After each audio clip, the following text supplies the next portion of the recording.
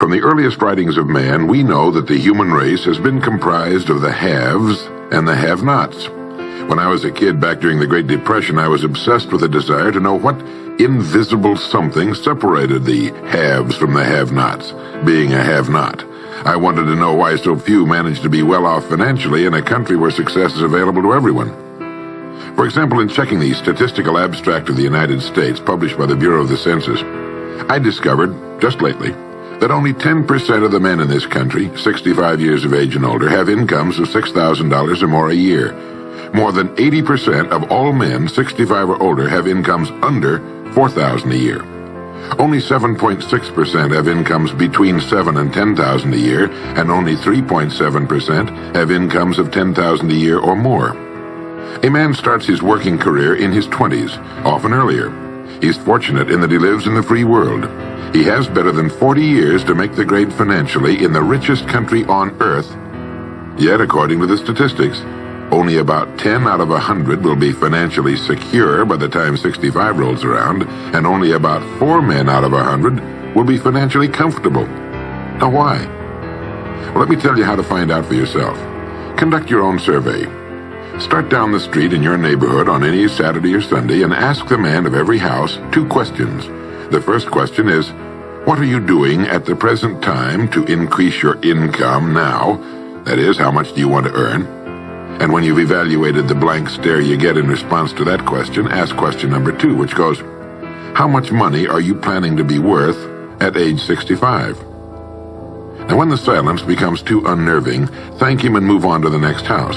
Ask 50 men, 100, 1,000, until you're completely convinced that the reason men don't make more money during their working lives, and the reason men aren't financially independent by the time they're 65, is simply that they seldom, if ever, do any constructive thinking on either subject.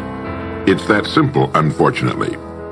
The reason it's so easy to earn far more money than the average man earns in this country is that so very few are going about it the right way. This is a race without enough contestants to bother about. The few who are really in the race can all be winners. Some will finish ahead of the others, but even the man who finishes last in this race will be financially secure. Most people, more than 90%, aren't even in the race. To prove it, ask yourself the 2 survey questions. Up until the time you started listening to this message, what were your plans for increasing your income? How much do you want to earn?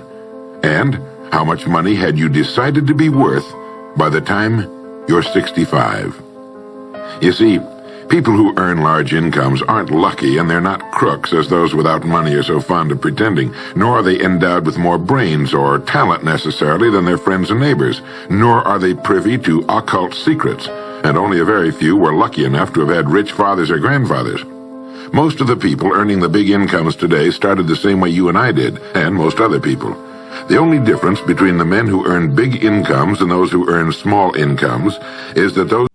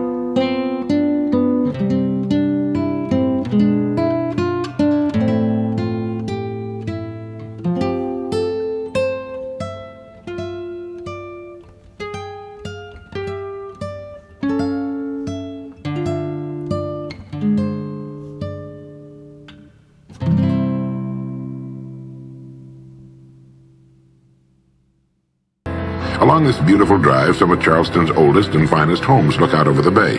I commented to my cab driver on what lovely homes they were, and he said, yes, some of those homes have 40 rooms. And then he thought a moment and he said, and every one of them is owned by a crook. This is how the have-nots justify themselves and their lot in life. I didn't say anything because I didn't feel I was entitled to advise him or try to straighten out his thinking. This is a free country where as long as he doesn't hurt others, everyone has the unalienable right to be just as wrong as he wants to be. As Thomas R. Lounsbury, the American scholar and educator, put it, we must view with profound respect the infinite capacity of the human mind to resist the inroads of useful knowledge. My taxi driver and men and women like him all over the world have been kidding themselves and holding themselves down and refusing the bounty and abundance of the world for centuries. Knowledge is available to everyone. We can either listen to those qualified to teach us, or we can go along with those ancient stumbling blocks we get from people who don't know any more than we do. The truth, incidentally, about those homes along that beautiful drive is that they were built by the men and women who made the largest contribution to the city of Charleston. In just a moment, I'm going to give you the formula for getting rich, but before I do, I want to remind you of something. Before a jet pilot begins his takeoff from an airport, he carefully goes over a checklist, item by item. He does this not only because it's required by law, but because he cannot afford to trust so important a job to his memory alone. He has another checklist that he goes over just as carefully before he begins his letdown at his destination. He does this without fail every time he takes off and every time he lands. Well, I think living successfully is as important as flying an airplane. And because of this, I think each of us needs a checklist too. And that's why there's one included with this cassette. We need a checklist to go over item by item before we take off in the morning and before we drop off to sleep every night. So I want to recommend that you affix the checklist to your bathroom mirror. Stare at it as you brush your teeth in the morning and stare at it again as you prepare for bed at night. Go over each item, and as you do, think of what each item represents. Now here's number one. It's the formula for getting rich. It also explains why you're in your present position, whether you're earning $6,000 a year or $16,000 or $60,000 or $600,000. It applies to every adult, whether he's employed or unemployed. It applies to the richest man and to the poorest, and every person in between. And here it is. Our rewards in life will always be in exact proportion to our contribution, our service. Now that's what the formula means as the first item on your checklist. Memorize it.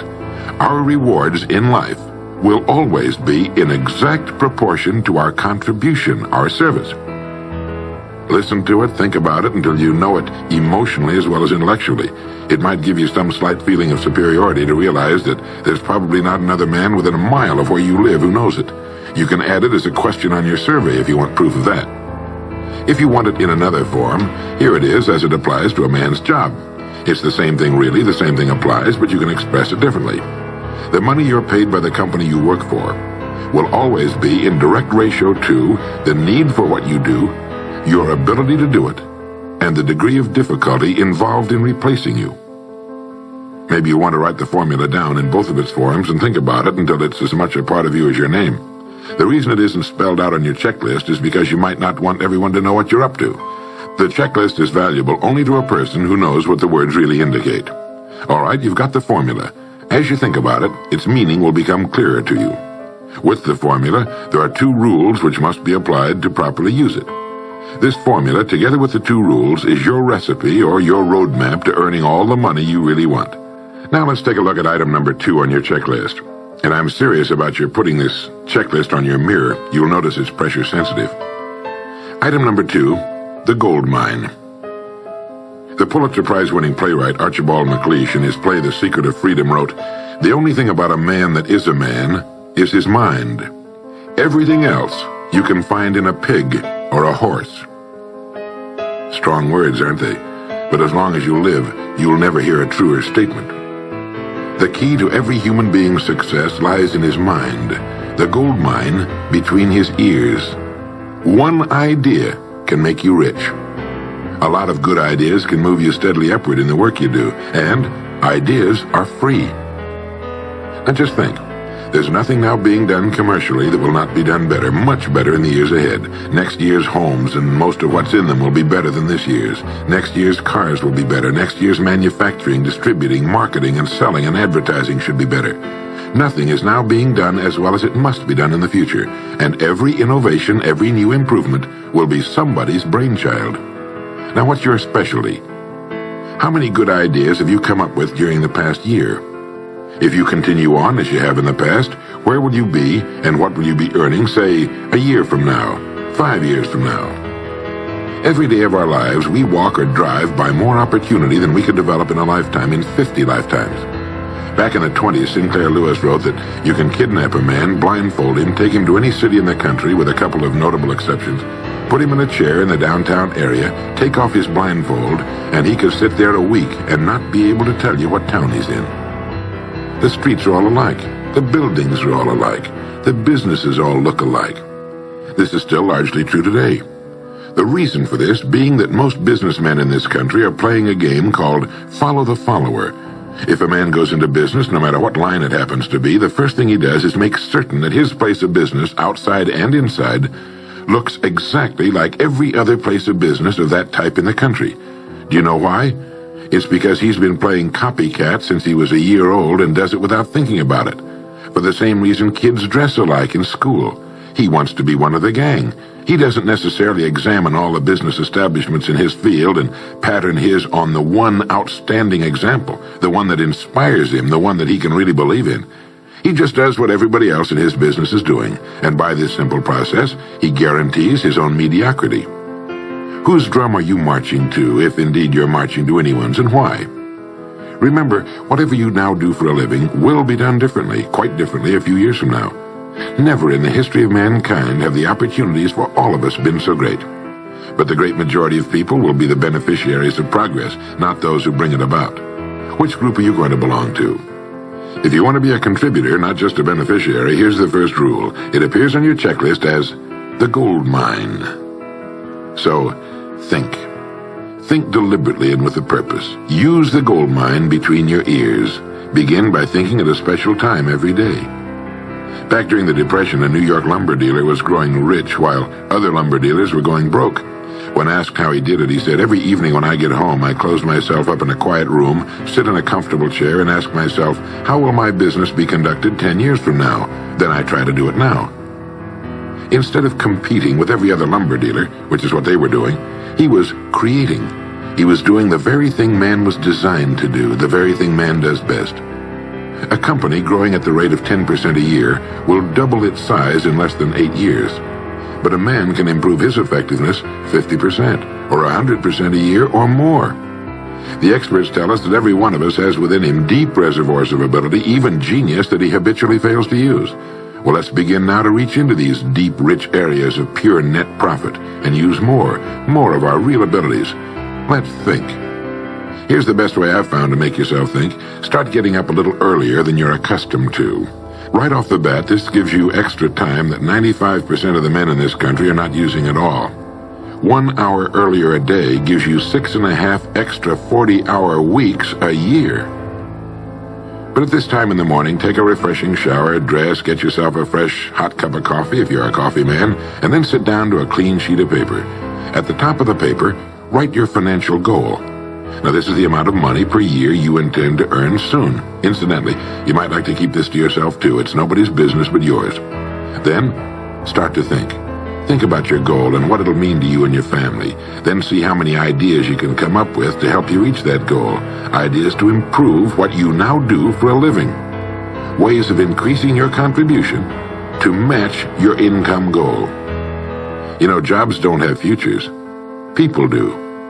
No matter what line of work you may be in, there is within it more than enough opportunity to last a lifetime. You don't have to think of brand new ideas or revolutionary new ways of doing things, although you well might come up with some. Think of ways of improving what is now being done. If you are to increase your income by the amount you've specified, you must find ways of increasing your contribution, your service. And the key to this is to be found in your mind, in that gold mine between your ears. Try for 5 ideas every morning and write them down, and save those sheets of paper in a special idea file. Many, perhaps most of your ideas will be worthless, but some of them will be very good. A few will be excellent, and every once in a while you will come up with something really outstanding. You see, 5 ideas a day is 25 a week if you don't think on weekends. Now that's more than 1,000 ideas a year. One idea can get you to that income you're shooting for.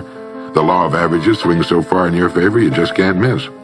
Try to develop a sense of expectancy. That is, try to hold the feeling that the goal you're shooting for is a sure thing, and that it's only a matter of time before it's realized. You know, Henry Ford didn't start making cars until he was 45. A friend of mine started a new company at 65. He's still going strong, and his new company has sales of better than $300 million a year. It's almost never too late. Try not to think of things outside of your own line of work or whatever it is you're most interested in. To think well and profitably, you must discipline your thinking. Keep it on course, controlled, keep it in one field, specialize. Now for the final item on your checklist. It appears as the word. And the word is attitude. Attitude has been called the most important word in the language.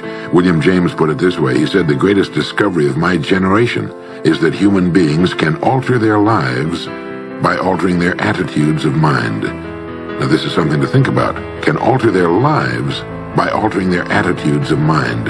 It's another way of saying we become what we think about. Look at it this way. Your total environment, if you've been an adult for any appreciable period of time, your total environment is a reflection of you as a person. The house and the neighborhood in which you live, the car you drive, the clothes you wear, the job you do, the people with whom you regularly associate. Your total environment is an exact and merciless mirror of you as a human being. Now, if you feel your environment can stand some improvement, you have only to improve your attitude, and your world will gradually change to reflect the changing person. Here's how to change your attitude. Beginning now, begin to act as would the person you most want to become.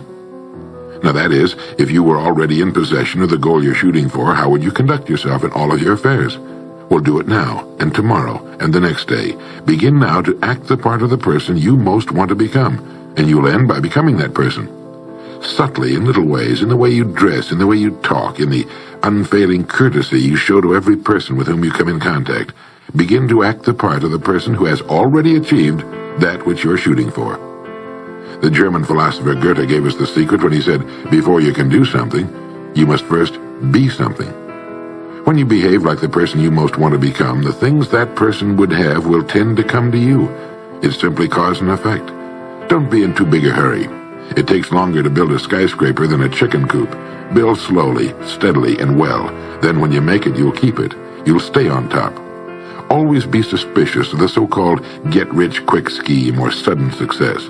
Never forget that word, attitude. It's your attitude toward the people with whom you come in contact that will determine their attitudes toward you. The person with the great attitude toward life and the world is the person other people call lucky. He's not lucky. He's just using our old friend, cause and effect. His causes are excellent, and his effects have to be just as good. Well, that's it. 3 things to remember. 3 things to practice every day. If you spent 16 hours a day, 7 days a week, practicing your golf swing, in a relatively short time, you'd have a grooved, beautiful swing like the pros. So practice your new attitude every day, every waking hour. Practice thinking a few minutes every morning, and you'll find yourself thinking all day long. And remember the formula. Our rewards in life will always be in exact proportion to our contribution, our service. Go over the ideas in this message every day until they're as much a part of you as your name and your temporary address. You'll notice that each time you listen, you'll hear something new. You'll get a new idea you failed to get before. This is Earl Nightingale, and thank you.